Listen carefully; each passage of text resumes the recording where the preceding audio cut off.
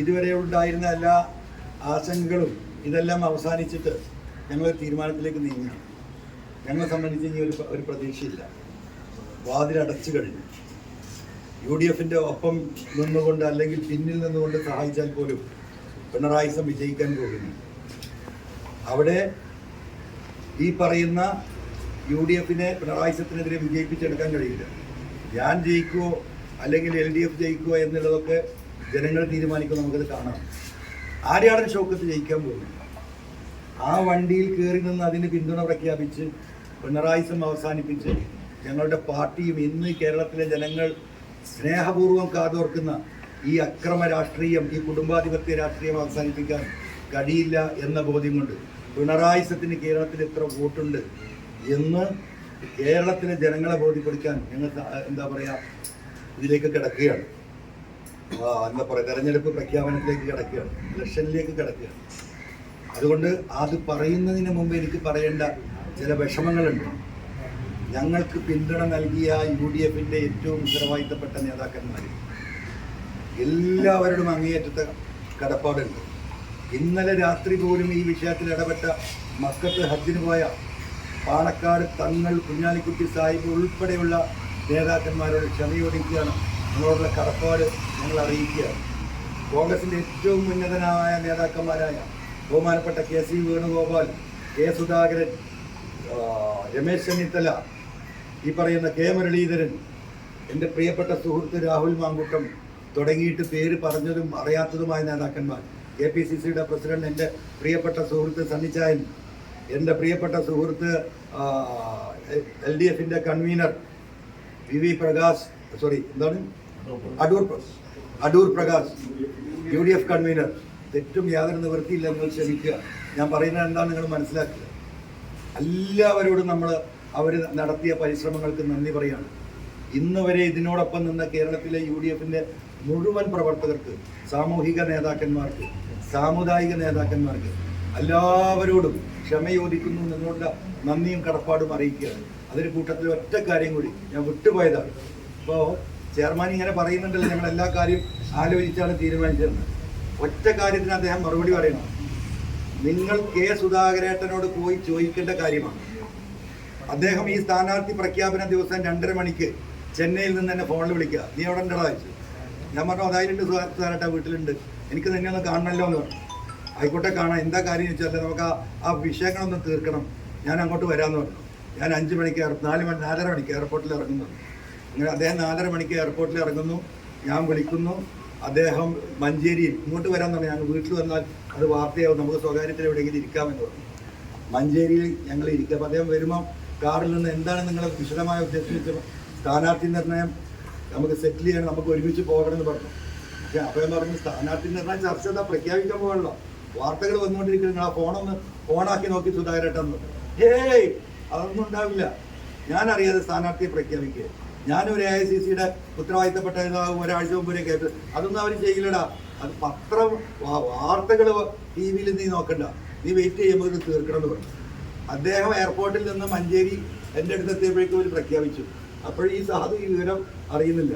അപ്പോൾ ഇറങ്ങിയപ്പോൾ തന്നെ ഞാൻ ഇതിനെ കാണിച്ചു കൊടുത്തു, പ്രഖ്യാപിച്ചല്ലോ എന്നാണ്. അദ്ദേഹം തരിച്ചിങ്ങനെ നിന്നു.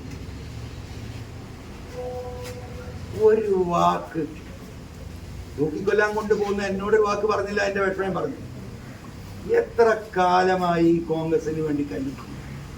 ഈ പിണറായിക്കെതിരെ അതിശക്തമായി പറയുന്ന കോൺഗ്രസ്, കേരളത്തിലെ മുഴുവൻ കോൺഗ്രസ് പ്രവർത്തനം ഇഷ്ടപ്പെടുന്ന കാരണവർ, ഇന്ന് കോൺഗ്രസ് പാർട്ടിയിലെ കാരണവർ ഏകദേശം പിണറായിൻ്റെ പ്രായം അദ്ദേഹത്തിനുണ്ട്. നിങ്ങൾ ഒരുമിച്ച് പഠിച്ചവരാണ്. 80 വയസ്സ് കിടക്കുക. അതിൻ്റെ ഒരാഴ്ച മുമ്പാണ് അദ്ദേഹത്തെ ആ സ്ഥാനത്ത് നിന്ന് മാറ്റപ്പെടുന്നത്. AICCയുടെ വർക്കിംഗ് കമ്മിറ്റി മെമ്പറാണ് അദ്ദേഹം. ഞാൻ എന്തിനാണ് രാജിവെച്ചത് നിങ്ങൾക്കറിയാലോ. കേരളത്തിൽ 3ാം വട്ടവും UDF LDF ഗവൺമെൻറ് അധികാരത്തിൽ വരില്ല എന്നത് വസ്തുത കേരളത്തിലെ ജനങ്ങളെ കാട്ടിക്കൊടുത്ത് പിണറായിസത്തിനെതിരെ ഏറ്റവും കൂടുതൽ വോട്ട് വാങ്ങി ജയിക്കാനാണ്. പക്ഷെ ഇവരുടെ താല്പര്യം എന്താ? ഇവർക്ക് ഒറ്റ താല്പര്യമുള്ളൂ സാഹിബേ. എന്താ താല്പര്യം അറിയാം? മുഖ്യമന്ത്രിയാകുമ്പോൾ ആര് കൈകൊണ്ടിരിക്കണം, ആ ഒരു താല്പര്യം മാത്രമേ ഉള്ളൂ. അതുകൊണ്ട് നിങ്ങൾ ആലോചിക്കണം. ഈ നേതൃത്വത്തെയും വെച്ചാണ് UDF മുന്നോട്ട് പോകുന്നതെങ്കിൽ 99 സീറ്റിൽ വേണം കോൺഗ്രസിന് തീരുമാനമെടുക്കാൻ വരാനിരിക്കുന്ന തെരഞ്ഞെടുപ്പിൽ ആ 99 സീറ്റിൻ്റെയും മാനദണ്ഡം കൈവെക്കുന്നവർക്ക് മാത്രമായിരിക്കും 2026 ഭരണം പിണറായിയെ താഴെ ഇറക്കാൻ ഈ നേതൃത്വത്തെ വെച്ചുകൊണ്ട് കഴിയുമെന്ന് എനിക്ക് തോന്നുന്നില്ല. അതുകൊണ്ട് ആലോചിച്ചിട്ട് നിങ്ങൾ തീരുമാനമെടുക്കണം എന്ന് ഞാൻ പറഞ്ഞത്. അതവസാനിച്ചു. ഈ പറയപ്പെട്ട ചർച്ചകൾ മുഴുവൻ പിന്നീടും കഴിഞ്ഞു. ഒരു സീറ്റും പ്രത്യക്ഷമായി പറയാൻ കഴിയില്ല എന്ന് പറഞ്ഞു. അവസാനം ഞാൻ ഇന്നലെ നിങ്ങളോട് വന്നിട്ട് എന്താ പറഞ്ഞത്? ഞാൻ UDF തോൽപ്പിക്കാനാണോ നോക്കിയത്? ഞാൻ UDF തോൽപ്പിക്കാനാണോ നോക്കിയത്? ഞാൻ UDF തോൽപ്പിക്കാൻ നോക്കിയിട്ടില്ല. ഞാൻ UDF സഹായിക്കുന്ന നിലപാടിൻ്റെ ഭാഗമാണ്. ഈ പറയുന്ന മുഴുവൻ അപമാനവും സഹിച്ചിട്ട് ഞാൻ ഇന്നലെ നിങ്ങളോട് പറഞ്ഞു, ഞാൻ മത്സരിക്കാനില്ല. ഈ പറയുന്ന താല്പര്യക്കാരായ നേതാക്കളുടെ താല്പര്യത്തിന് വേണ്ടാണോ?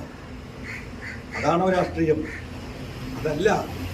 ഈ ജനങ്ങൾക്ക് വേണ്ടി പറഞ്ഞ നിങ്ങൾക്ക് വേണ്ടി എൻ്റെ MLAയും എൻ്റെ പദവികളും എൻ്റെ സൗകര്യങ്ങളും മുഴുവൻ ത്യജിച്ച് നിങ്ങളോടൊപ്പം പോരാട്ടത്തിന് നിങ്ങളെ വിശ്വസിച്ച് എൻ്റെ കയ്യിൽ ഈ പറയുന്നത് പോലെ അപ്പുറത്ത് 97 MLAമാരും മുഖ്യമന്ത്രിയും ഒഴുകിക്കൊണ്ടിരിക്കുകയാണ്.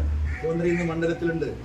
അപ്പുറത്ത് 42 MLAമാരും MP മാരും ഈ നാട്ടിലെ മുഴുവൻ എല്ലാവരും ഇവരെയൊക്കെ കൂടെ ഉണ്ടാവും.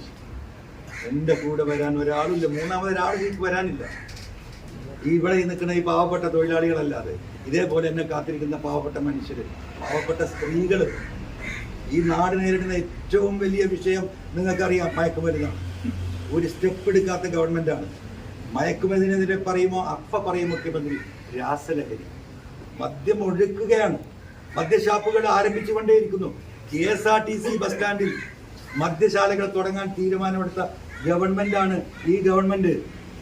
അമ്മമാർക്ക്, പങ്ങന്മാർക്ക്, സഹോദരിമാർക്ക് വീടിൻ്റെ അകത്ത് മക്കളെ വിശ്വസിച്ച് കിടന്നുറങ്ങാൻ കഴിയാത്ത സാഹചര്യമുണ്ടെന്ന് കേരളത്തോട് വിളിച്ചു പറഞ്ഞത് ഈ മലയോര ജാഥ ബഹുമാനപ്പെട്ട പ്രതിപക്ഷ നേതാവ് ഉൾപ്പെടെ നടത്തിയ ആ ജാഥയിലാണ്. ഞാൻ പറഞ്ഞത് നിങ്ങൾക്ക് ഇത് ഏറ്റെടുക്കണം LDF UDF എന്ന്. ഇപ്പൊ കുറെ നാടകം നടന്നു, കുറെ ആളുകളെ അറസ്റ്റ് ചെയ്ത് പോകുന്നില്ല. 317 ആളുകൾ ഈ ജനുവരി പിറന്നതിന് ശേഷം കേരളത്തിൽ മരണപ്പെട്ടു. ഭൂരിപക്ഷം സ്ത്രീകളാണ്, സഹോദരിമാരാ, അമ്മമാരാണ്, ഭാര്യമാരാണ്. അതിനെതിരെയുള്ള പോരാട്ടം നമ്മൾ തുടരും. അതിന് നിങ്ങൾ എൻ്റെ കൂടെ നിൽക്കണം, എന്നെ സഹായിക്കണം. നിങ്ങൾക്ക് വേണ്ടി ഞാനല്ല സ്ഥാനാർത്ഥി. നിലമ്പൂരിലെ ഓരോ വോട്ടറും സ്ഥാനാർത്ഥിയാണ്.